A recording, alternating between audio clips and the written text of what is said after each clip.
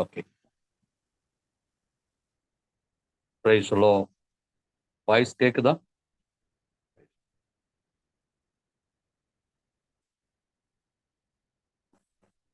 Price lord. பிதாவாகிய தேவனாலும் നമ്മുടെ കർത്താവാകിയ യേശു ക്രിസ്തുവിനാലും നമുക്ക് യാവർക്കും കൃപയും സമാധാനവും വരുവதாக. பரலோகத்தின் தேவன் தாமே நம்மை அனைவரையும் அபரிதமாக ஆசீர்வதிப்பாராக. இந்த நல்ல நாளுக்காக மறுபடியுமாக தேவனை ஸ்தோத்திரிக்கிறேன். தேவ சமூகத்திலே நான் சிறு கூட்டமாயிருந்தாலும் தேவ சமூகத்திலே அவரை தேடி நாடி ஓடி வரும்படியான நல்ல பாக்கியத்தை தருணத்தை பிதாவாகிய தேவன் கிறிஸ்துவின் வாயிலாக தேவன் நமக்கு கொடுத்த கிருபைக்காக மறுபடியுமாக பிதாவே ஸ்தோத்திரிக்கிறேன்.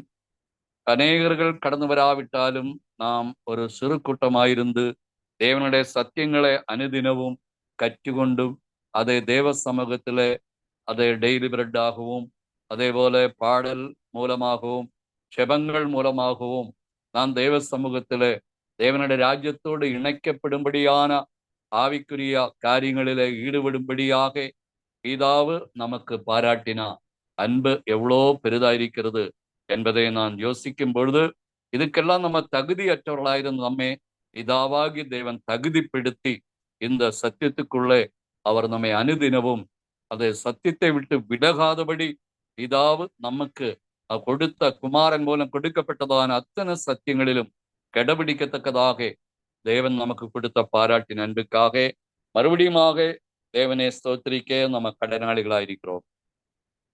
இந்த இரவுகளிலே தியானத்திற்காக ஒரு சில வசனங்களை வாசித்து தியானிக்கும்படி கருத்திற்குள்ள விரும்புகிறேன். அதாவது 2 யோவான் அதுல 3ஆம் வசனத்தை நமக்கு வாசிக்கலாம். 2 யோவான் அது ஒரே ஒரு அதிகாரம் தான். அதுல 3ஆம் வசனம், பிதாவாகிய தேவனாலும் பிதாவின் குமாரனாயிருக்கிற கர்த்தராகிய இயேசு கிறிஸ்துவினாலும் கிருபையும் இரக்கமும் சமாதானமும் சத்தியத்தோடும் அன்போடும் கூட உங்களோடு இருப்பதாக என்று சொல்லி அந்த வசனத்திலே நாம் பார்க்கிறோம். போன நாட்களிலே எனக்கு அந்த வசனத்தை தேவன் டெய்லி பிரெட்டாக கொடுத்தாங்க. இன்னைக்கு வேறொரு வசனம் தான் இருந்தாலும் இந்த வார்த்தை தியானிக்கும்படியாக கருத்திற்குள்ளே நாம் ஆசைப்படுகிறேன். அந்த வசனத்திலே வாசிக்கிறது இவ்விதமாக நாம் படித்து கேட்ட வசனம், பிதாவாகிய தேவனாலும் பிதாவின் குமாரனாயிருக்கிற கர்த்தராகிய இயேசு கிறிஸ்துவினாலும். அநேகருடைய வாழ்க்கையில பிதாவு யார் என்று அடையாளம் தெரியாமலே அல்லது பிதாவை தெரிந்து கொள்ளாமலே புரிந்து கொள்ளாமலே அநேக கிறிஸ்தவர்கள் இன்னைக்கு உலகத்திலே நாம் பார்க்க முடியும். பிதாவு யார் என்றே அவர்களுக்கு தெரியவே தெரியாது. ஆனா இந்த வசனம் மிகவும் தெளிவாயிருக்கிறது. பிதாவாகிய தேவனாலும் பிதாவின் குமாரனாயிருக்கிற கர்த்தராகிய இயேசு கிறிஸ்துவினாலும். அப்போ பிதாவின் குமாரன் தான் நம்முடைய கர்த்தராகிய இயேசு கிறிஸ்து என்றும் அவருக்கு ஒரு பிதாவு இருக்கிறார் என்பதையும் பிதாவாகிய தேவன் அவர் தாம் பிதாவாகிய தேவன் என்பதையும் ஒரே தேவனை தவிர வேற தேவர்கள் இல்லை என்பதையும் இந்த வசனத்திலிருந்து நமக்கு தெளிவாக நாம் அறிந்து கொள்ள முடியும். அதனால தான் இயேசு யோவான் 17:3ஆம் வசனத்திலே இயேசுனுடைய ஜெபத்திலே நாம் பார்க்கும் பொழுது, ஒன்றான மெய் தேவனாகிய உம்மை நீர் அனுப்பினவராகிய இயேசு கிறிஸ்து அறிவது நித்திய ஜீவன். அப்போ இந்த வசனம் அதோடு கம்பேர் பண்ணி பார்க்கும் பொழுது பிதாவாகிய தேவனாலும் பிதாவின் குமாரனாயிருக்கிறார் அதே கர்த்தராகிய இயேசு கிறிஸ்துவினாலும். பிதாவின் குமாரன் தான் கர்த்தராகிய இயேசு கிறிஸ்து. அந்த பிதா அதை குமாரனாகிய இயேசு கிறிஸ்துவுக்கு ஒரு பிதாவு இருக்கிறார். அந்த பிதாவுதான் பிதாவாகிய தேவன். அந்த தேவன் ஒருவர் மட்டும்தான். அதே நமக்கு அநேக தெய்வங்கள் கிடையாது. அதை வானத்திலேயும் பூமியிலேயும் அநேக தேவர்கள் எண்ணப்படுகிறவர்கள் உண்டாயிருந்தாலும் பிதாவாகிய ஒரே தேவன் நமக்கு இருக்கிறார் என்று வேதவசனம் நமக்கு தெளிவாக சொல்லியிருக்கிறோம். அப்போ இந்த வசனங்கள் எல்லாம் ஒப்பிட்டு பார்க்கும் பொழுது ஒரே ஒரு தேவன் நமக்கு இருக்கிறார். அவருடைய குமாரன் தான் கிறிஸ்து என்பதையும் இந்த வசனங்களை நாம் படிக்கும் பொழுது தெளிவாக நமக்கு புரிகிறது. இன்னைக்கு அநேக மக்கள் இந்த தெளிவாக இல்லாமல் இருக்கிறதுனாலே பிதாவு யார் என்பதை அவங்களுக்கு அதை அடையாளம் கண்டுபிடிக்கவோ அந்த பிதாவை அறிந்து கொள்ளவோ அவங்களாலே அதை ஒரு வாய்ப்பு இல்லாமல் போயிருக்கிறோம். அப்படிப்பட்ட சூழ்நிலையில தேவன் நமக்கு நம்முடைய பிதாவாகிய தேவனே, நம்முடைய அப்பாவே, நம்முடைய மரணமில்லாத நம்முடைய தகப்பனே கிறிஸ்து அறிமுகப்படுத்தினார். கிறிஸ்துவே தேவன் இந்த பூமிக்கு அனுப்பின நோக்கமே பிதாவை வெளிப்படுத்துவதற்காகத்தான். ஆனா பிதாவே அதை கிறிஸ்து மூலம் வெளிப்படும் பொழுது அந்த அப்பாவே இன்னைக்கும் அநேகருடைய வாழ்க்கையில பிதா வெளிப்படாமல் இருக்கிறோம். அநேகருடைய வாழ்க்கையில அவங்களுக்கு தெரிஞ்சது கிறிஸ்துதான் பிதா என்றும் இயேசுதான் தெய்வம் என்றும் இவ்விதமாக தவறான புரிந்து தேவனுடைய சத்தியங்கள் அவங்க வாழ்க்கையில அதை தவறாக கிரியை செய்து கொண்டிருக்கிறது. இப்படி தவறாக கிரியை செய்யும் பொழுது என்ன நடக்கும் என்று கேட்டால் அவங்க தவறான திசையிலே பயணிச்சு கொண்டிருக்கிறார்கள். அந்த தேவனுடைய சத்தியத்துக்கு நேராக பயணிக்காமல் தேவனுடைய சத்திய வசனத்தை அவங்களுக்கு அடிப்படையாக இருந்து கொள்ளாமல் அவங்க தவறான உபதேசங்களுக்குள்ளே போகிற நிமித்தமாக அந்த தவறான புரிந்து கொள்ளினாலும் தவறான அறிவினாலும் அதை உண்மையை தெரிந்து கொள்ளாமல் உண்மை அறிந்து கொள்ளாமல் உண்மை அதை கற்றுக்கொள்ளாமல் தவறான திசையிலே பிசாசானவன் அவங்களை வஞ்சிச்சு வழி நடத்தி கொண்டிருக்கிறோம். இது சொல்லுமத்தான் அடிக்கடி ஏதன் தோட்டத்துல விஷயம் சொல்ல வேண்டிய காரணமாயிருக்கிறது. தேவன் சொன்ன வார்த்தை அத்தனையும் உண்மையா இருந்தது. ஆனா பிசாசு சொன்ன வார்த்தை அத்தனையும் பொய்யா இருந்தது. ஆனா தேவனுடைய வார்த்தைக்கு ஆதம் ஏவாள் கீழ்ப்படியாமல் சாத்தானுடைய வார்த்தைக்கு முதலிடம் கொடுத்து சாத்தானுடைய வார்த்தைக்கு செயல்பட்ட நிமித்தமாக பாவம் வாழ்க்கையில் வந்துவிட்டது. தேவனுடைய வார்த்தை மீறுகிறதே பெரிய ஒரு பாவமாயிருக்கிறது. உலகத்திலே பாவம் பாவம் என்று சொல்லும் பொழுது என்ன பாவம்? தேவனுடைய வார்த்தை மீறுகிறதா உண்மையிலே பாவம். ஒரு கொலைகாரனுடைய கொலை பண்ணினா அவனுடைய மனம் திரும்பினா அவன் மன்னிப்பு கேட்டா உடனே தேவன் மன்னிப்பார். ஆனா தேவனுடைய வார்த்தை மீறி போகும் பொழுது தேவனுடைய வார்த்தை அசட்ட பண்ணும் போது தேவனுடைய வார்த்தைக்கு முக்கியத்துவம் கொடுக்காமல் இருக்கும் பொழுது தேவனுடைய வார்த்தையை உள்வாங்காமல் இருக்கும் பொழுது தேவனுடைய வார்த்தையை நம்பாமலும் ஏற்றுக்கொள்ளாமலும் விசுவாசியாமல் இருக்கும் பொழுது அது என்னாக மாறிவிடும்? அது பெரிய ஒரு பாவமாக மாறிவிடும். ஆனா இந்த காலகட்டத்தில் இது தேவனுடைய வார்த்தையை அதை பொய்யாக மாற்றும் பொழுது நேற்றைய தம்பி அந்த வசனத்தை படிச்சா தேவனுடைய சத்தியத்தை அவர்கள் பொய்யாக மாற்றினார். ரோமர் 1:25 அவருடைய சத்தியத்தை பொய்யாக மாற்றினார். சிருஷ்டிகரை தொழுது சேவியாமல் சிருஷ்டியை தொழுது சேவித்தார்கள். அதுதான் பெரிய பாவம்.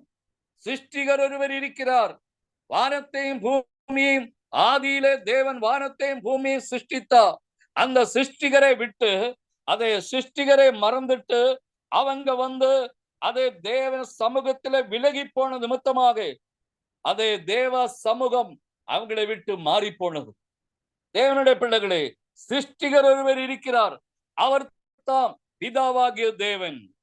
அதை நீதிபதி படிக்கும் பொழுது அவருடைய மகனுடைய பேர் என்ன, அவருடைய நாமம் என்ன, அவருடைய மகனுடைய நாமம் என்ன, அது நீ அறிவாயோ என்று சொல்லி வேதவசனத்திலே நீதிமொழிகள் 30ஆம் அதிகாரத்திலே நாம் பார்க்கிறோம். அப்போ அவரையும் அவருடைய குமாரனுடைய நாமம் ஒன்னாக இல்லை. அவருக்கு ஒரு நாமம் இருக்கிறது. அந்த நாமம் யெகோவா என்ற நாமம். அதுதான் அந்த நாமம் தேவனுடைய நாமமாயிருக்கிறது. அவருடைய குமாரனுடைய நாமம் தான் நம்முடைய கர்த்தராகிய இயேசு கிறிஸ்து, நம்முடைய மூத்த சகோதரன். இப்படிப்பட்டதான சத்தியங்களை மக்கள் அறிந்து கொள்ளாமல் தவறான திசையிலே கருத்துக்களுக்குள்ளே போன நிமித்தமாக தேவனுடைய சத்தியங்கள் அவங்களுக்கு அந்நியமாயிருக்கிறோம். தேவனுடைய சத்தியங்கள் அவங்களுக்கு தூரமாயிருக்கிறோம். ஆகையினால் வேத வசனம் எவ்வளவு தெளிவா இருக்கிறது. பிதாவாகிய தேவனாலும் அதை பிதாவின் குமாரனாயிருக்கிறார், அதை நம்முடைய கர்த்தராகிய இயேசு கிறிஸ்துவினாலும் கிருபையும் இரக்கமும் சமாதானமும் சத்தியத்தோடு கூட அது சத்தியத்தோடும் அன்போடும் அதே உங்களுக்குள்ளே வாசம் பண்ண வேண்டும், நமக்குள்ளே வாசம் பண்ண வேண்டும். எத்தனை காரியங்கள் அதிலே சொல்லப்பட்டிருக்கிறது. 1 கிருபை, 2 இரக்கம், 3 சமாதானம், சத்தியம், 4 அது அன்பு. 5 விதமான காரியங்களை ஒரே ஒரு வசனத்தில் எழுதியிருக்கிறோம். அப்ப அந்த வசனத்தை நம்ம வியாக்கியானம் பண்ண வேண்டுமானால் அதை இந்த இரவு பூரா நம்ம வியாக்கியானம் பண்ணினாலும் அது முடியாது. அவ்வளவு ரகசியங்கள் அதுக்குள்ள இருக்கிறது. ஆனால் அதுல முக்கியமான ஒரு பங்கை நான் எடுக்க விரும்புகிறேன். சத்தியத்தோடு சத்தியத்தோடு நமக்குள்ளே வாசம் பண்ண வேண்டும். என்ன சத்தியத்தோடு வாசம் பண்ண வேண்டும்? தேவனுடைய வசனம் மெய்யாகவே சத்தியத்தோடும் உண்மையோடும் நமக்குள்ளே கிரியை செய்ய வேண்டும். நமக்குள்ளே அதை நம்ப வேண்டும். நமக்குள்ளே நாம் விசுவாசிக்க வேண்டும். நமக்குள்ளே தேவனுடைய சத்திய வசனத்தை ஏற்றுக்கொள்ள வேண்டும்.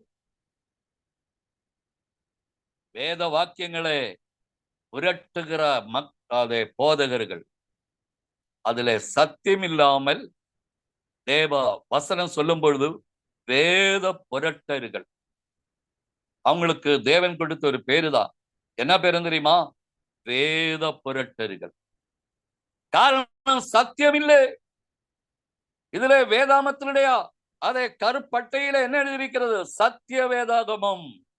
ஆனா சத்தியத்தோடு அவங்களுக்குள்ள வாசம் பண்ணாமல் தேவனுடைய வசனம் உண்மையாகவே அவங்களுக்குள்ள உண்மையாகவும் நிஜமாகவும் சத்தியமாகவும் யதார்த்தமாகவும் விசுவாசிக்காமல் இருக்கும் பொழுது அவங்க வாழ்க்கை என்னாக மாறிவிடும்? அவங்க தேவ சமூகத்தை விட்டு விலகக்கூடியதான பெரிய விஷயமாக அது மாறிவிடும். ஆனா இவங்க போதிக்கும் பொழுது அது சாதாரணமாக போதிப்பாங்க. அதனுடைய முக்கியத்துவம், அதனுடைய வால்யூவேஷன், அதனுடைய அது நன்மை எப்படி என்ன என்று அவங்களுக்கு புரிந்து கொள்ளாமல், அதனுடைய மகத்துவம் என்ன, அதனுடைய விளவு என்ன, அதனுடைய அதை மகிமை என்ன, அது புரிந்து கொள்ளாமல் வேத வசனத்தை தவறுகளாக பேசி மக்களுக்கு கற்றுக் கொடுக்கும் பொழுது என்னாய் மாறிவிடும்? ஏதன் தோட்டத்தில் சாத்தானுடைய உபதேசத்துக்கு கட்டுப்பட்ட ஏவாளுக்கும் ஆதாமுக்கும் வந்த நிலைமை இவங்களுக்கு ஏற்படக்கூடிய வாய்ப்பு அந்த இடத்தில் இருக்கிறது. ஆகினால் தேவன் அவர்களே அந்த தோட்டத்திலிருந்து வெளியேற்றினார்.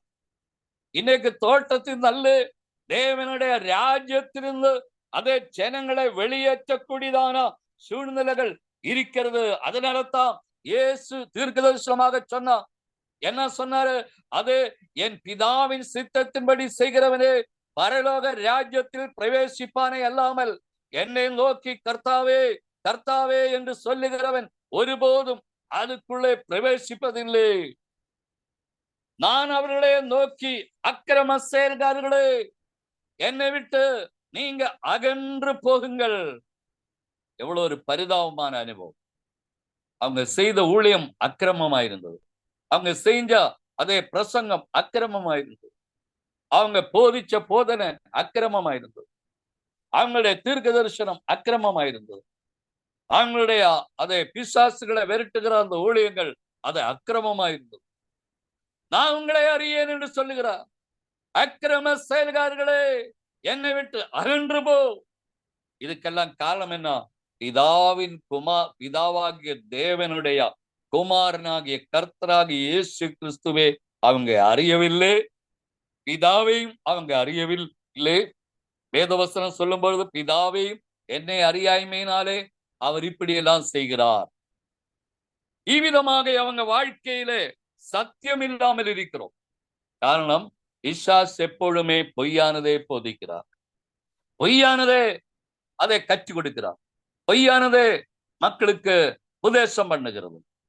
ஆனால் இன்னைக்கு இந்த காலங்களிலே மக்களும் பிசாசு கேட்டபடியே பொய்யை நம்பக்கூடிய, பொய்யை விசுவாசிக்கக்கூடிய, பொய்யை ஏற்றுக்கொள்ளக்கூடிய அதை மக்களாகவும் மாறிவிட்டிருக்கிறோம்.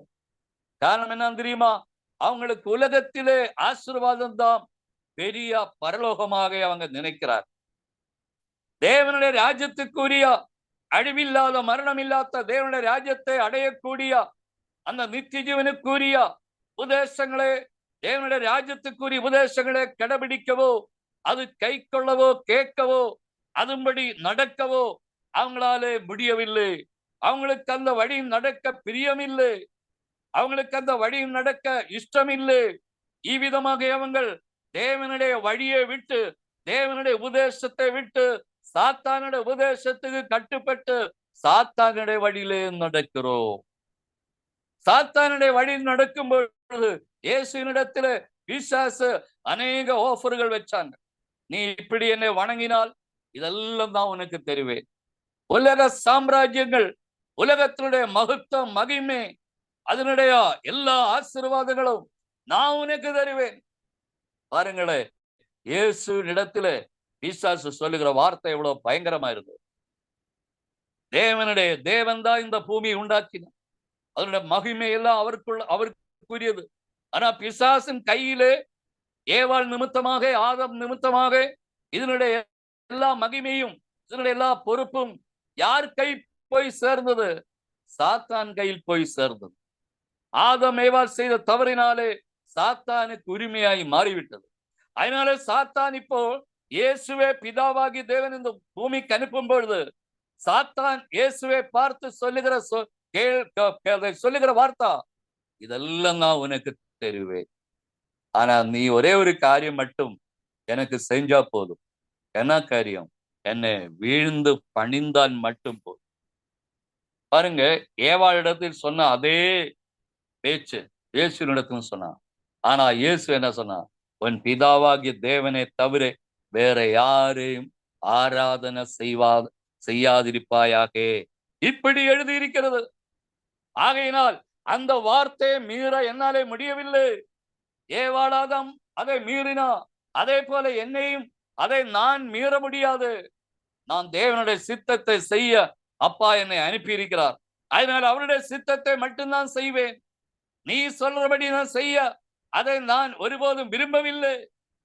சாத்தான் அவனை விட்டு, இயேசுவை விட்டு ஓடி போனான். தேவனுடைய பிள்ளைகளை, இந்த சத்தியம் ஜனங்களுக்குள்ளே இன்னும் பிரவேசிக்காமல் இருக்கிறது. ஆனா இந்த காலகட்டத்துல நம்ம ஒரு சிறிய குரூப்பா இருந்தாலும், சிறு கூட்டமா இருந்தாலும், இந்த சத்தியத்தை அறியக்கூடிய ஒரு நல்ல வாய்ப்பு இதாவது நமக்கு பாராட்டினார். அது அவருடைய தயவு.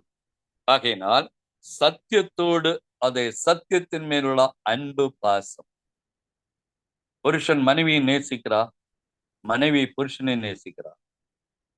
அதே புருஷன் மனைவியின் 2 பேரும் சேர்ந்து பிள்ளைகளை நேசிக்கிறார், பிள்ளைகள் பெற்றோர்களை நேசிக்கிறார்.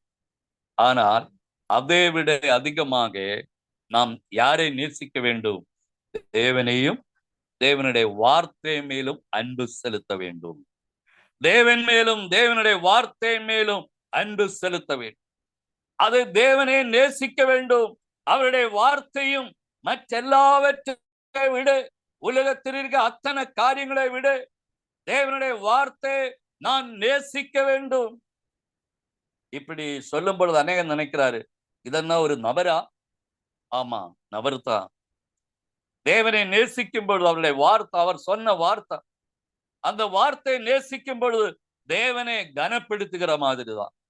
தேவனுடைய வார்த்தை அசல்ட்ட பண்ணும் பொழுது தேவனை அசல்ட்ட பண்ண மாதிரி தான். தேவனுடைய வார்த்தை கை கொள்ளுகிறவன் தேவனை கை கொள்ற மாதிரி தான். அப்போ தேவனையும் தேவனுடைய வார்த்தை மேலும் அன்பு செலுத்துகிறது தேவன் நமக்கு கொடுத்த ஒரு முக்கியமான ஆசீர்வாதமாக இருக்கிறது. இன்னும் நமக்கு ஒரு வசனங்களை வாசிக்கலாம். அதுல 7ஆம் வசனத்தை நாம் வாசித்து கேட்போமாக. யாராவது சத்தமாக படிக்கலாம். அதுல 7ஆம் வசனம், 2 யோவான் 1ஆம் அதிகாரம் 7ஆம் வசனம். ஆமீன். மாமிசத்தில் வந்த இயேசு கிறிஸ்துவை அறிக்கை பண்ணாத அநேக வஞ்சகர் உலகத்திலே தோன்றியிருக்கிறார்கள். இப்படிப்பட்டவனே வஞ்சகனும் அந்தி கிறிஸ்துமாய் இருக்கிறான். இப்படிப்பட்டவனே வஞ்சகனும் அந்தி கிறிஸ்துவமாயிருக்கிறார். அப்போ இந்த வசனத்துல தெளிவாயிருக்கிறது. மாம்சத்தில் வந்த இயேசு கிறிஸ்துவே அறிக்கை பண்ணாத அநேக வஞ்சகர் உலகத்தில் தோன்றியிருக்கிறார்கள். வஞ்சகர் எப்படி? இயேசு மாம்சத்தில் வரவில்லை, அவர் தெய்வமாகத்தான் இந்த உலகத்துக்கு வந்தார். அப்படி நம்பக்கூடிய மக்கள் அநேகமாயிருக்கிறது. அதனாலதான் இயேசுதான் மெய்யான தெய்வம் என்று அவங்க உறுதியாக அடித்து பேசுகிறோம். காரணம், மாம்சத்தில் வந்த இயேசு கிறிஸ்துவை அவங்க நம்பல. மாம்சத்தில் வந்த இயேசு கிறிஸ்துவே அவர் தேவர் அவரை அனுப்பினார் என்று நம்பாமல் இருக்கிறார்கள். அப்புறம் என்ன நம்புறாங்க? அவங்களுக்கும் நம்பிக்கை இல்லைன்னு இல்ல, நம்பிக்கை இருக்குது. என்ன நம்புறாங்க? இயேசுதான் மெய்யான தெய்வம். தெய்வம் தான் இந்த பூமிக்கு வந்தாரு.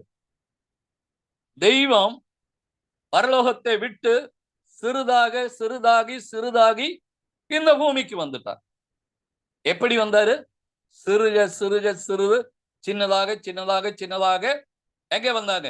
இந்த பூமிக்கு வந்தார். இதுதான் அவங்களுடைய விசுவாசம்.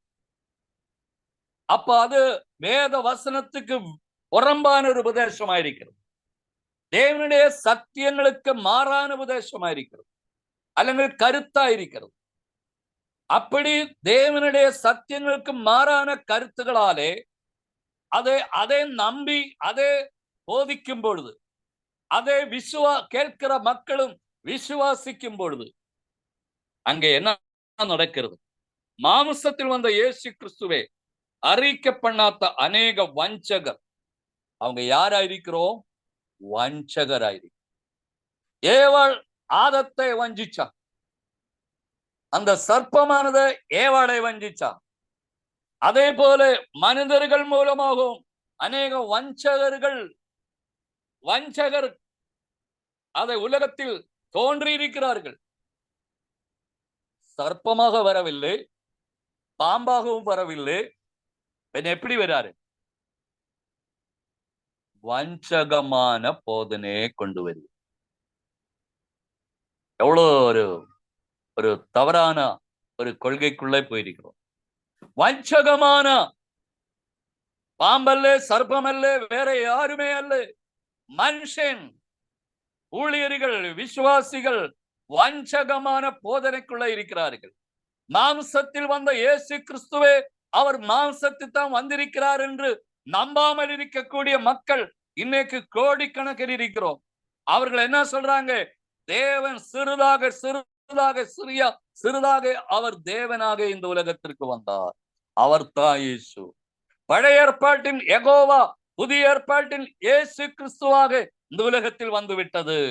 அதனாலே இயேசுவே மெய்யான தெய்வம், அவரே தவிர தெய்வம் இல்லை என்று அவர்கள் ஆணித்தரமாக அவங்க போதிக்கவும் கற்றுக் கொடுக்கவும் சொல்லிக் கொடுக்கவும் அவங்க விசுவாசிக்கவும் இது காரணமாயிருக்கிறது. அப்ப அது வஞ்சகமான உபதேசம். ஏவாளை எப்படி சர்ப்பம் வஞ்சிச்சதோ, எப்படி ஏவாளை ஏமாற்றினதோ, அதே போல ஒரு ஏமாற்றமான அனுபவம், அதே போல வஞ்சகமான உபதேசம், வஞ்சகமான பேச்சுக்கள், வஞ்சகமான வார்த்தைகள். அப்படிப்பட்ட வார்த்தைகளினாலே அநேக வஞ்சகர், ஒருத்தர் அல்ல, 2 பேர் அல்ல, 10 பேர் அல்ல, அதே ஆயிரக்கணக்கின மில்லியன் கணக்கின வஞ்சகர் உலகத்தில் தோன்றியிருக்கிறார்கள். நான் சொல்லல, தேவனுடைய வசனம் சொல்லுகிறது. மில்லியன் கணக்கின வஞ்சகர் உலகத்தில் தோன்றியிருக்கிறார்கள். அப்படி பூரிபட்சம் மக்கள் என்ன பேசுறாங்களோ அதுதான் ஜனங்கள் ஏற்றுக்கொள்ளுவாங்க. சிறு கூட்டம் என்ன சொன்னாலும், நீங்க என்ன சிறு கூட்டம் தானே, நீங்க சொல்றதெல்லாம் நாங்க எடுக்க மாட்டோங்க. அவங்க பாருங்க, பெரிய கூட்டமா இருக்கிறது, அங்க பெரிய ஊழியர்கள் இருக்காங்க, கண்டம் விட்டு கண்டம் தாண்டி போய் ஊழியம் செய்யக்கூடியதான ஊழியர்கள் இருக்கிறார்கள். அவங்க போதனை தான் நாங்க ஏற்றுக்கொள்ளுவேன். ஆனா அது என்ன போதனையா இருக்கிறது? வஞ்சகமான போதனை. அநேக வஞ்சகர்கள் அதை தோன்றியிருக்கிறார்கள். இந்த உலகத்தில். அப்போ அந்த கீழே வசனம் என்ன வாசிக்கிறது? அப்படிப்பட்டவனே, வேத வசனம் எப்படி சொல்றாங்க? அப்படிப்பட்டவனே, தோன்றியிருக்கிறதான வஞ்சகரான அப்படிப்பட்டவனே என்ன இருக்கிறது? வஞ்சகனும் அந்தி கிறிஸ்துவுமாயிருக்கிறார். அந்தி கிறிஸ்துவை தேடி எங்குமே போக வேண்டிய அவசியம் இல்லை.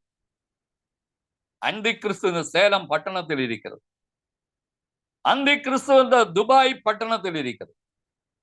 அந்தி கிறிஸ்து வந்து மதுரை பட்டணத்தில் இருக்கிறோம். எப்படி அது கண்டுபிடிக்கிறது? அதுதான் மாம்சத்தில் வந்த இயேசு கிறிஸ்துவை அறிக்கை பண்ணாத எந்த ஆவியும், அது வஞ்சக ஆவி, நம்மை ஏமாற்றுகிறதான ஆவி, நம்மை தந்திரமாக வஞ்சிக்கக்கூடிய ஆவி. அது மட்டுமல்ல, அவங்களே வஞ்சகனும் அந்தி கிறிஸ்துவுமாயிருக்கிறார். அந்தி கிறிஸ்து வஞ்சகருமாக இந்த உலகம் பூரா நிரம்பி இருக்கிறோம். பிசாசனுடைய கன்றுளுக்குள்ள உபதேசம், தேவனுடைய சத்தியங்கள் மறைச்சு பிசாசு இந்த உலகத்தில் வெளிப்பட்டு கொண்டிருக்கிறார்.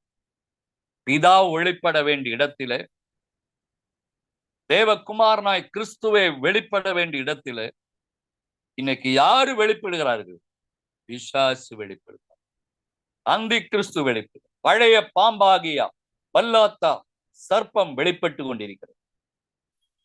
அது நம்ம பார்க்கும்போது அவங்களை சர்ப்பமாக பார்க்க முடியாது. நல்ல நீட்டாக வயிற்று போட்டு நல்ல ஊழியர்களாகத்தான் பார்க்கிறோம். ஆனா அவங்களுக்குள்ள இருக்கிற அந்த ஆவிதான் சர்ப்பத்தின் ஆவி. அந்த சர்ப்பத்தின் ஆவியினாலே அவங்க ஜனங்களை வேத புஸ்தகம் சொல்லும் பொழுது, வெளிப்படுத்தின் புஸ்தகம் பார்க்கும் பொழுது, அந்த சர்ப்பமானது தன்னுடைய வாலினாலே ஆகாயத்திலே நட்சத்திரங்களில் 3 தன் வாலினாலே சுருட்டி பூமியிலே இழுத்து விட்டாங்க. அவ்வளோ பவர் அதுக்கு இருக்கிறது. நட்சத்திரம் 6 ஆபிரகாமுக்கு வாக்குத்தத்தம் கொடுத்தா அந்த சந்ததி தான். உன் சந்ததி ஆகாயத்து நட்சத்திரங்களை போல என்று தானியேலுக்கு வந்த வெளிப்பாடு தேவன் கொடுத்தார்.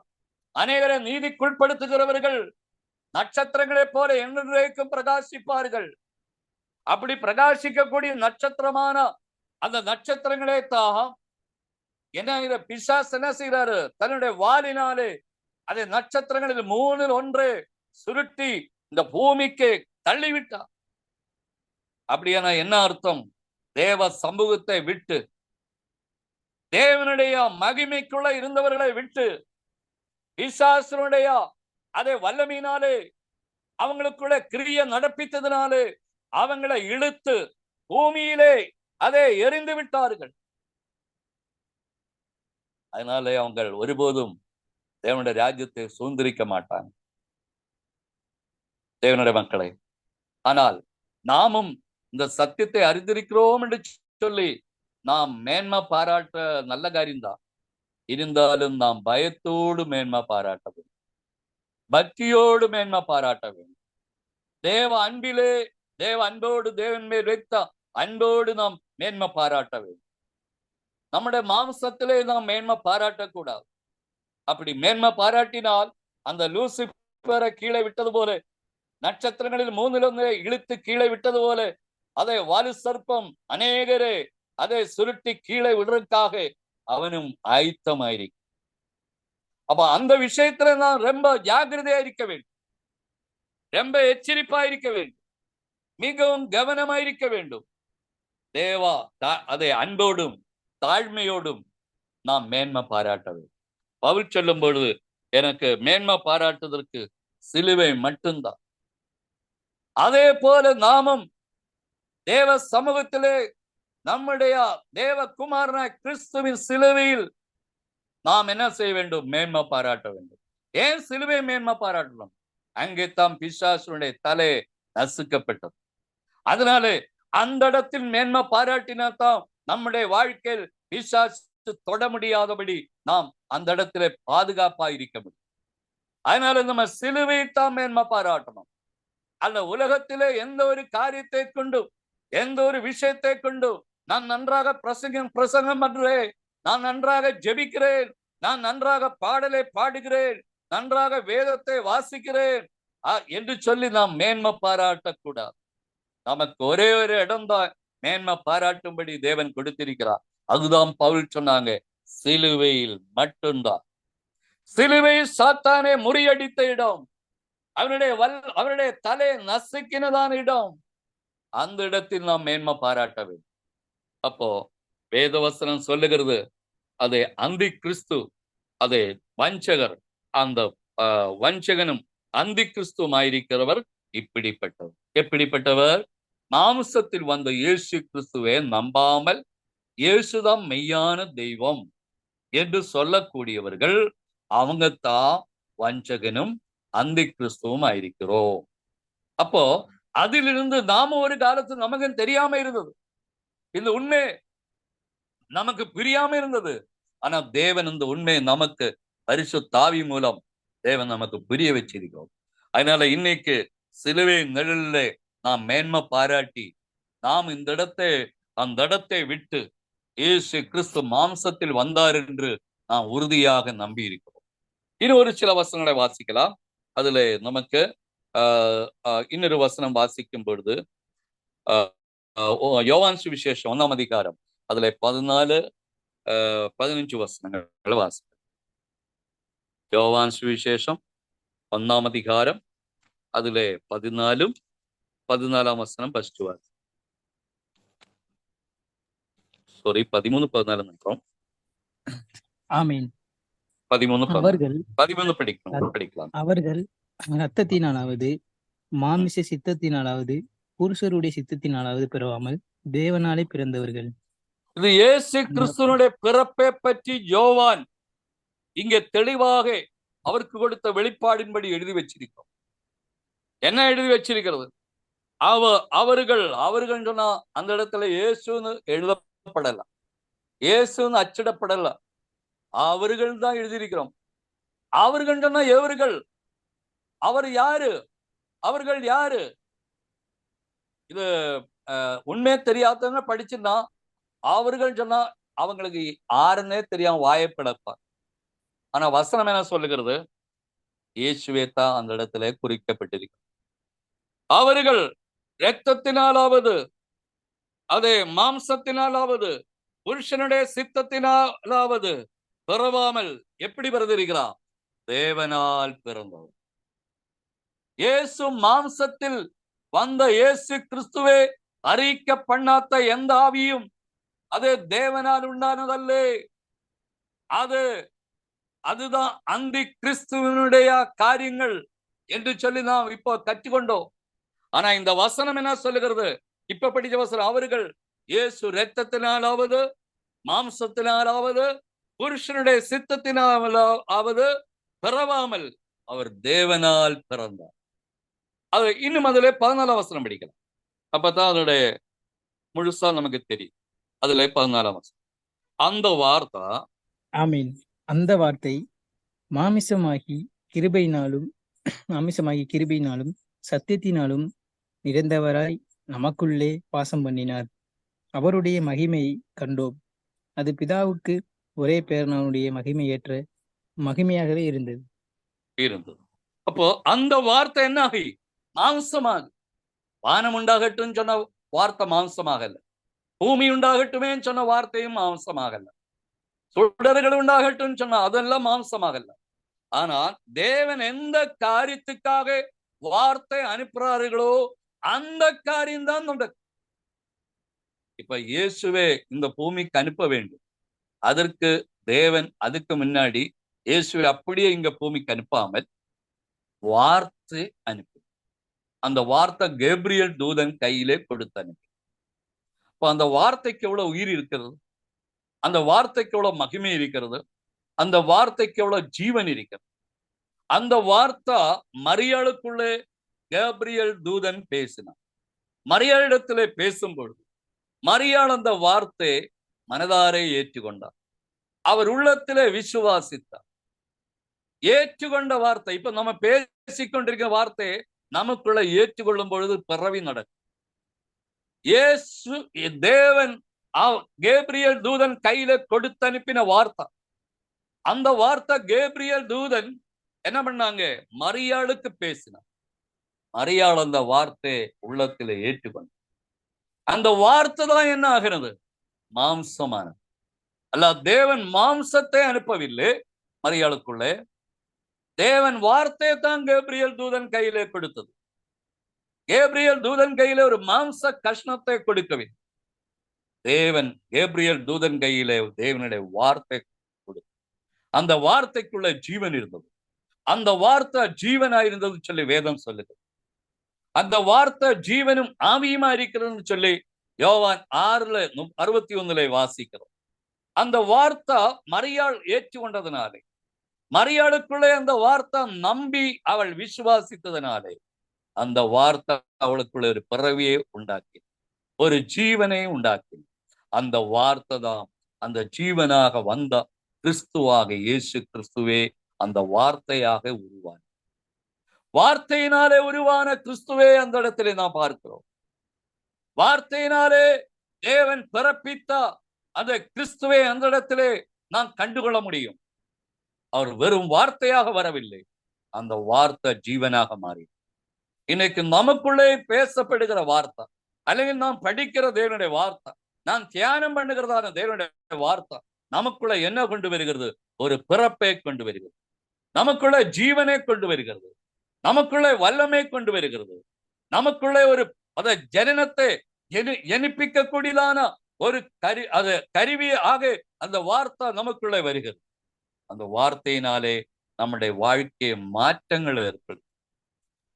அந்த வார்த்தை மரியாள் ஏற்றுக்கொண்டதுனாலே மரியாள் எப்பவுமே வாழ்கிற மாதிரி தொடர்ந்து வாழ முடியும். அவனுடைய வாழ்க்கையில அது உடல் ரீதியாக நிறைய மாற்றங்கள் ஏற்படும், சரீர ரீதியாக அநேக அது வித்தியாசங்கள் ஏற்பட்டது. காரணம் என்னன்னு தெரியுமா? அவளுக்குள்ள ஜீவ வார்த்தை வளர்ந்து கொண்டிருக்கிறது. இன்னைக்கு நமக்குள்ளே தேவன் கொடுத்து கொண்டிருக்கிற ஓரோ வார்த்தைகளும் போன நாட்களில் தேவனுடைய ஊழியர்கள் மூலமாகவும் தேவன் நமக்குள்ளே கொடுத்து கொண்டிருக்கிற ஓரோ வார்த்தைகளுக்குள்ளே நமக்குள்ள ஜீவனாக வெளிப்படும்படியாக அந்த வார்த்தை வளர்ந்து கொண்டே இருக்கிறது. இதுதான் ஆவிக்குரிய வளர்ச்சி. ஆவிக்குரிய வளர்ச்சி நம்முடைய வாழ்க்கையில் உண்டாகும் பொழுது நம்முடைய வாழ்க்கை அது என்னாக மாறிவிடும்? ஒரு ஜீவனுள்ள வாழ்க்கையாக மாறிவிடும். நம்முடைய வாழ்க்கை ஒரு நம்பிக்கைக்குரிய வாழ்க்கையாக மாறிவிடும். நம்முடைய வாழ்க்கை ஒரு பார்க்கக்கூடியதான ஒரு எதிர்பார்ப்பை உண்டாக்கக்கூடிய வாழ்க்கையாக மாறிவிடும். இன்னைக்கு அநேக கிறிஸ்தவருடைய வாழ்க்கையில அவங்களுடைய வாழ்க்கையில எந்த விதமான நம்பிக்கை இல்லை, எந்த விதமான எதிர்பார்ப்பும் இல்லை, விசுவாசம் இல்லை, தேவா அதே சமாதானம் இல்லை, தேவனுடைய வசனம் அவங்களுக்குள்ளே அதை ஆணித்தரமாக சரியான சத்தியங்கள் அவங்களுக்குள்ளே போய் சேரவில்லை. இதனாலே அவங்களுக்குள்ளே வாழ்க்கையிலே அநேக தடுமாற்றங்கள் ஏற்படுகிறது. ஆனா தேவனுடைய பிள்ளைகளை பொறுத்தவரைக்கும் தேவன் தடுமாற்றங்கள் வாழ்க்கையில் வந்திருந்தாலும் அந்த தடுமாற்றத்தை ஜெயிக்கக்கூடிய தேவனுடைய வார்த்தையினாலே நாம் பலனடைகிறோம், நாம் ஆரோக்கியம் அடைகிறோம், நாம் புஷ்டி அடைகிறோம், தேவ சமூகத்திலே வளர்ச்சி அடைகிறோம், நாம் முன்னேறி செல்லுகிறோம். எங்கே? தேவனுடைய ராஜ்யத்துக்கு நேராக பயணித்து கொண்டிருக்கிறோம். தேவனுடைய ராஜ்யத்தை நோக்கி நாம் பயணிச்சு கொண்டிருக்கிறோம். இந்த பயணத்திலே அந்த வசனம் சொல்லுகிறது, அந்த வார்த்தை மாம்சமாக, வார்த்தையாக இருக்காது. அந்த வார்த்தை என்னாக மாற முடியும்? மாம்சமாக மாற முடியும். அந்த மாம்சத்திலே வெறும் அந்த மாம்சமாகவும் அல்லே, அந்த மாம்சத்துக்குள்ள ஜீவன் துடிக்கிறது. அந்த மரியாளுக்குள்ள ஜீவன் துடிக்கிறது. அந்த வார்த்தையாகவும் மரியாளுக்குள்ளே அமைதியாக இருக்காது. அந்த வார்த்தை அது மாம்சமாகவும் வெறும் மாம்சமாக இருக்கவில்லை. அந்த அந்த மாம்சத்துக்குள்ள என்ன இருந்தது? ஜீவன் இருந்தது. அந்த ஜீவன், அப்போ மரியாளுடைய வாழ்க்கையில் அந்த ஜீவன் இருந்தது. அந்த ஜீவன் தான் மனுஷருக்கு நித்திய ஜீவனாக கொடுக்கிறது. அந்த ஜீவனை அடையும்படி தேவனுடைய வார்த்தை நமக்கு தேவன் கொடுத்து கொண்டே இருக்கிறார். அதனால் அந்த வார்த்தை மாம்சமாயி கிருபையினாலும் சத்தியத்தினாலும் நிறந்தவராய் நமக்குள்ளே வாசம். எங்கே வாசம் பண்ணா? மரியாளுக்குள்ளே அந்த வார்த்தை மாம்சமாயி வாசம் பண்ணி கொண்டே இருக்கு. ஆனா அந்த மாம்சம் உயிர் பெற்று அந்த மரியாளுக்குள்ளே வளர்ந்து கொண்டிருக்கிறது. வெறும் மாம்சமாய் இல்லாமல் அது ஒரு நாள் வெளிப்பட ஆரம்பிச்சு. அந்த மாம்சம் கிறிஸ்துவாக இந்த உலகத்தில் அதை வெளிப்பட்ட. அப்போ எல்லா ஜனங்களுக்கும் மகிழ்ச்சியை உண்டாக்கக்கூடிய, அதே சந்தோஷத்தை உண்டாக்கக்கூடிய ஒரு பிறவியாக இயேசு இந்த உலகத்தில் பிறந்தார். அப்ப அதுதான் இந்த வசனம் சொல்லுகிறது. அந்த வசனத்துல நாம் பார்க்கும் பொழுது கிருபையினாலும் சத்தியத்தினாலும் நாம் படிச்ச 1 யோவான் 2 யோவான் 3ஆம் வசனத்துல படிச்ச சத்தியத்தோடும் கிருபையினாலும் சத்தியத்தினாலும் நிறந்தவராய். ஆனா அவருக்குள்ள எந்த ஒரு பொய்யும் இல்லை, எந்த ஒரு கலப்படமும் இல்லாம இருந்தது, எந்த ஒரு வேற்றுமை இல்லாம இருந்தது. அவருடைய வார்த்தைகளுக்குள்ளே எந்த ஒரு மாயம் இல்லாம இருந்தது. அந்த வார்த்தை தூய்மையாகவும் துப்புரவாகவும் அது தேவன அருளப்பட்ட பிரகாரமாகவும் அவருக்குள்ள இருந்தது. ஆகையினால் இந்த வார்த்தையிலே என்ன நடக்கிறது? நிறந்தவராய் நமக்குள்ளே வாசம் பண்ணினா. அப்போ தேவனுடைய வார்த்தை நமக்குள்ள எப்படி வாசம் பண்ண வேண்டும்? கிருபையினாலும் சத்தியத்தினாலும். சத்தியம் இல்லாத வார்த்தை அல்ல, பொய்யான வார்த்தை அல்ல, சாத்தானுடைய வார்த்தை அல்ல, சர்ப்பத்தினுடைய வார்த்தை அல்ல, பாம்பினுடைய வார்த்தை அல்ல, ஏவாளை வஞ்சிச்ச போல வஞ்சகமான வார்த்தை அல்ல. இது ஜீவ வார்த்தையா இருக்கு. இது ஜீவ வார்த்தையா இருக்கு. இந்த வார்த்தையினாலே நம்முடைய வாழ்க்கையிலே அதை கிருபையினாலும் சத்தியத்தினாலும் அந்த வார்த்தை நமக்குள்ளே இருக்க வேண்டும். நாம் எங்கிருந்தாலும் எங்க போனாலும் யாரிடத்தில் பேசினாலும் அந்த வார்த்தை அங்கே வெளிப்பட வேண்டும். தேவனுடைய சத்தியங்கள் அந்த இடங்களிலே வெளிப்பட வேண்டும். அப்போ கிருபையினாலும் சத்தியத்தினாலும் அந்த வார்த்தை அதை கிருபையினாலும் சத்தியத்தினாலும் நிறந்தவராய் நமக்குள்ளே வாசம் பண்ணி. மரியாளுக்குள்ளே வாசம் பண்ணின அதே வார்த்தை இன்னைக்கு நமக்குள்ளேயும் வாசம் பண்ணி கொண்டிருக்கிறது. நமக்குள்ளே ஜீவன் துடித்து கொண்டிருக்கிறது. ஆகையினால் அவருடைய மகிமை கண்டோம். இது எங்கே இருக்கிறது? இந்த வசனம், இந்த வசனத்தினுடைய மர்மம் எங்கே இருக்கிறது? அவருடைய மகிமை நாங்கள் கண்டோம். கிருபையினாலும் சத்தியத்தினாலும் நிறைந்தவராய் நமக்குள்ளே வாசம் பண்ணும் பொழுது அவருடைய மகிமையை நாம் காண, அவருடைய மகிமையை நாங்கள் கண்டோம். ஆனா யோவான் தான் இது எழுதுகிறோம். அந்த யோவான் எங்கே கண்டது? மத்தாய் 17 வாசிக்கும் பொழுது 1 முதல்ல அதுல போட்டிருக்காங்க. 6 நாளுக்கு பிறகு இயேசு பேதுருவையும் யாக்கோவையும் கூட்டிக் கொண்டு உயர்ந்த மலைக்கு போனான். அங்கே தான் யோவான் இந்த மகிமையை பார்த்தான். இதுவரைக்கும் இயேசுவோட சஞ்சரிச்சோம், இயேசுவின் போதனை கேட்டோம், இயேசு செய்த அற்புதங்களையும் அடையாளங்களையும் பார்த்திருக்கிறோம். இயேசு செஞ்ச அநேக அதே 5 அப்பமும் 2 மீனும் புசித்திருக்கிறோம். ஆனா இதுவரைக்கும் அவருடைய மகிமை காண முடியவில்லை. அவருடைய மகிமை கண்டதே கிடையாது. இப்ப என்ன நடக்கிறது? இந்த வசனம் சொல்லும்போது அவருடைய மகிமை கண்டோம். கண்டோம். அது பிதாவுக்கு ஒரே பேரானுடைய மகிமைக்கு ஏற்ற மகிமையா இருந்தது.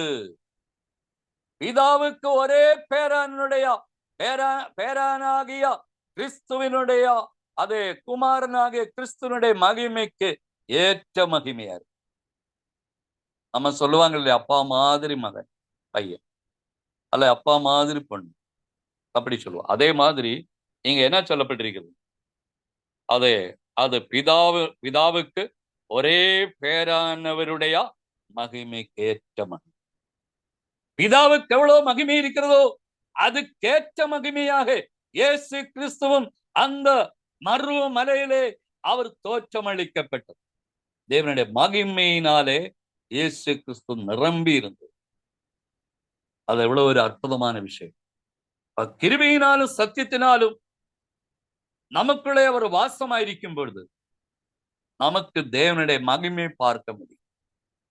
தேவனுடைய பிரசன்னத்தை நாம் உணர முடியும். தேவனோடு கூட வாழ முடியும். தேவனோடு கூட சஞ்சரிக்க முடியும். ஆகையினால் அந்த மகிமை அது பிதாவுக்கு ஒரே பேரானவனுடைய மகிமைக்கேற்ற மகிமை. அப்ப அது வித்தியாசமே இல்லை. அவருடைய பிதாவுடைய மகிமைக்கு ஏற்றதாக அங்கே காணப்படும். இது எவ்வளவு அற்புதமான விஷயம் தேவனுடைய பிள்ளைகளே. இன்னும் நமக்கு 1-2 வசனங்களை படிக்க வேண்டி இருக்கிறது. அதனால அதுல நம்ம படிச்ச 2 யோவான்ல அதுல 8ஆம் வசனங்களை சேர்த்து படிக்கலாம். 2 யோவான் 8ஆம் வசனம். Praise the Lord. Hallelujah. ஆமென்.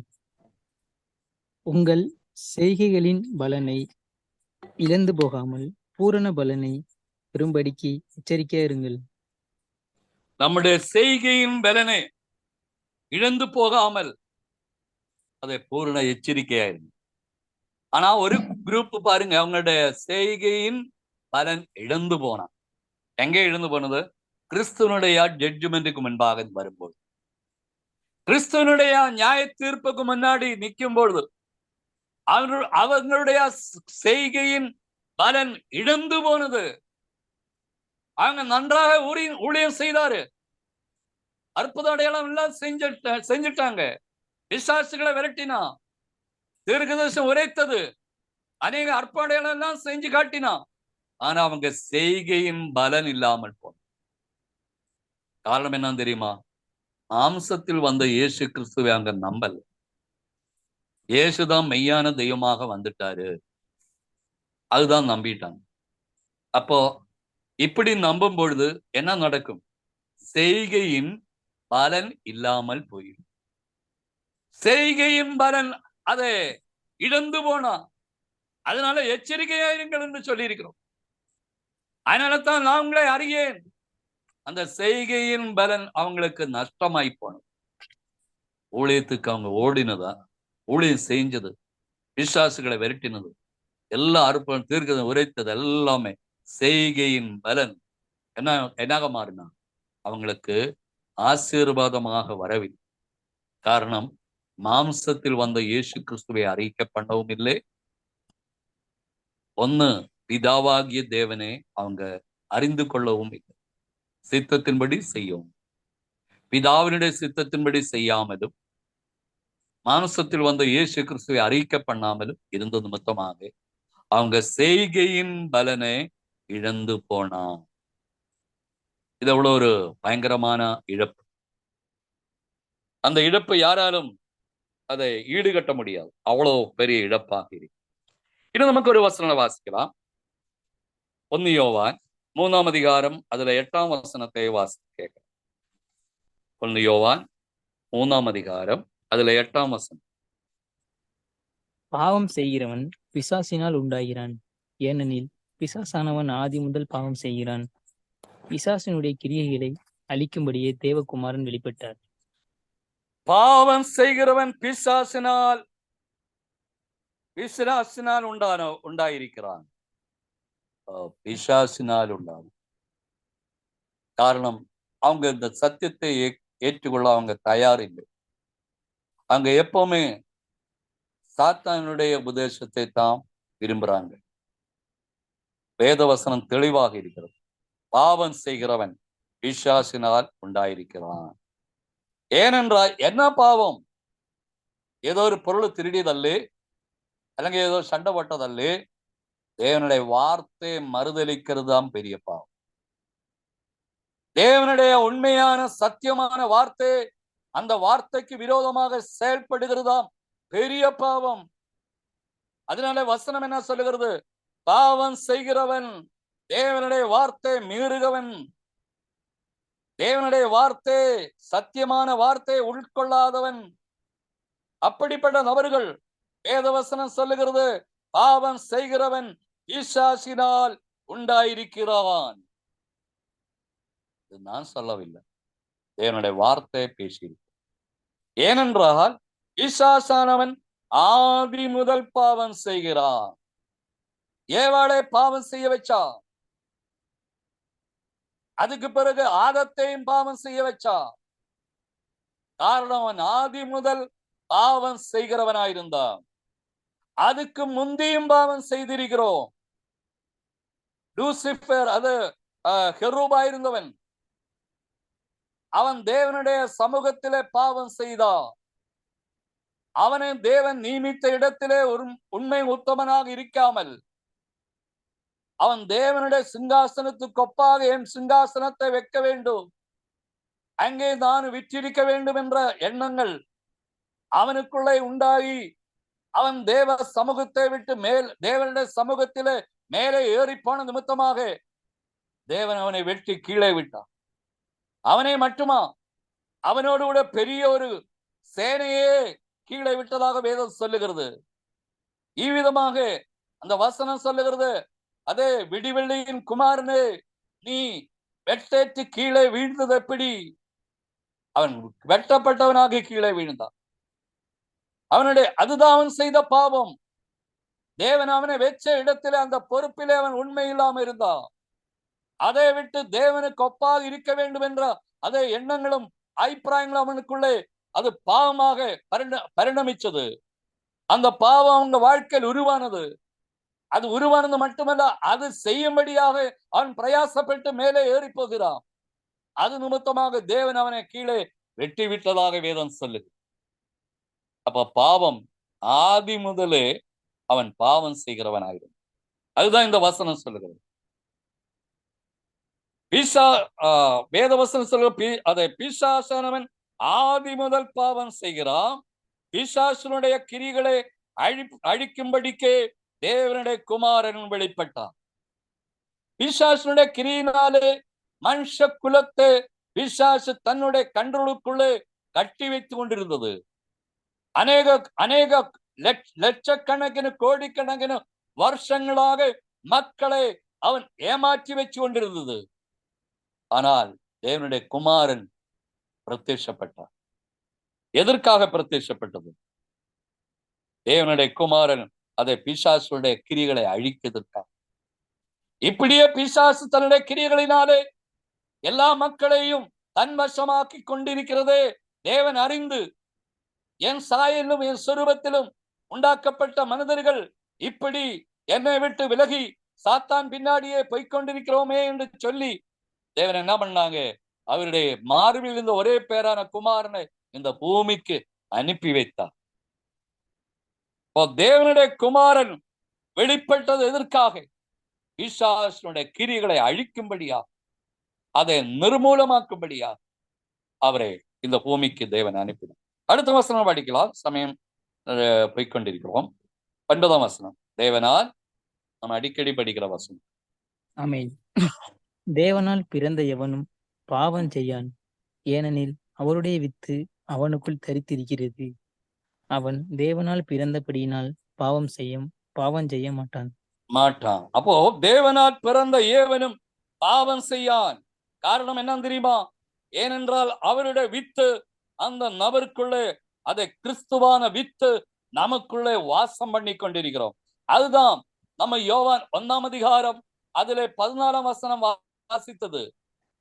நாம் கிருபையினாலும் சத்தியத்தினாலும் கிறிஸ்து நமக்குள்ளே வாசம் பண்ணினான். கிருபையினாலும் சத்தியத்தினாலும் கிறிஸ்து நமக்குள்ளே வாசம் பண்ண வேண்டும். காரணம் என்ன தெரியுமா? நாம் பாவம் செய்யாமல் இருப்பதற்கு. காரணம் பிசாசானவன் ஆதி முதலே பாவம் செய்து கொண்டு வருகிறார். பிசாசுடைய கிரிகளை அழிப்பதற்கே தேவனுடைய குமாரன் பிரத்யட்சமானது. தேவனால் பிறந்தவன் பாவம் செய்ய மாட்டான், ஏனென்றால் அவருடைய வித்து அவருக்குள்ளே இருக்கிறது. அதனாலே அவனை பாவம் செய்ய முடியாது. அதுல 10ஆம் வசனம் படிக்க. 10ஆம் வசனம். ஆமீன். இதனாலே தேவனுடைய பிள்ளைகள் இன்னதென்றும் பிசாசின் பிள்ளைகள் இன்னதென்றும் வெளிப்படும். நீதியை செய்யாமலும் தன் சகோதரனில் அன்பு கூறாமலும் இருக்கிற எவனும் தேவனால் உண்டானவன் அல்ல. தேவனால் உண்டானதல்ல. இதனாலே தேவனுடைய அது வசனம் சொல்லுகிறது, தேவனுடைய பிள்ளைகள் இன்னதென்றும் பிசாசினுடைய பிள்ளைகள் இன்னதென்றும் வெளிப்படும். தேவனுடைய பிள்ளை யாரு, பிசாசினுடைய பிள்ளை யாரு? இப்பவுமே நம்ம கண்டுபிடிக்கலாம். காரணம், மாம்சத்தில் வந்த இயேசு கிறிஸ்துவே அறிக்கை பண்ணாததெல்லாம் தேவனுடைய பிள்ளைகள் அல்ல. அது வரும் என்று நம்ம கேள்விப்பட்டது பஞ்சகம் அந்தி கிறிஸ்துனுடைய அதே ஆவி. பிதாவையும் அவங்க மறுதலிக்கிறாங்க. அப்போ இந்த வசனம் சொல்லுகிறது, எதனாலே தேவனுடைய பிள்ளைகள் இன்னது இதனாலே தேவனுடைய பிள்ளைகள் இன்னதென்றும் பிசாசனுடைய பிள்ளைகள் இன்னதென்றும் வெளிப்படும். அதை கிறிஸ்துவனுடைய நியாய தீர்ப்பினால் மட்டுமல்ல, இப்போமே நமக்கு தெரியும் தேவனுடைய பிள்ளைகள் யாரு, தேவனுடைய பிள்ளைகள் அல்லாம இருக்கிறவங்க யாரு. எப்படி புரியும்? மாம்சத்தில் வந்த இயேசு கிறிஸ்துவை அறிக்கை பண்ணாம இருந்தா அவன் தேவனுடைய பிள்ளை அல்ல. பிதாவை மறைக்கிறோம் என்று சொல்லும் பொழுதும் அவனும் தேவனுடைய பிள்ளை அல்ல.